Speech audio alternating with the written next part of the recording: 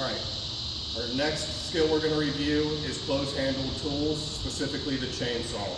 For close-handled tools, the state evaluator will tell you to utilize either a bowline or a figure-8 follow-through for the hoisting line. The hoisting line is always a line coming from the building. Tag line is my line that's laying on the ground. For this example, I'm going to utilize a bowline. First thing I'm going to do is confirm my order with command. Confirming order with command, my next task is to prepare the chainsaw for hoisting utilizing a bowline line. I'm going to tie my hoisting line on the top guard handle, always on the top guard handle. Prepare my bowline knot around the guard handle.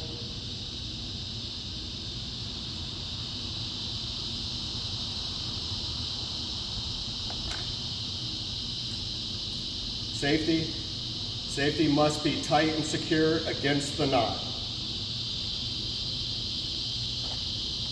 My tagline is going to be a bowline around the trigger handle.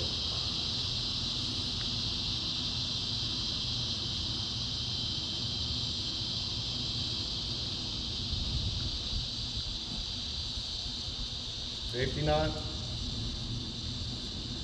tight and secure up against the knot.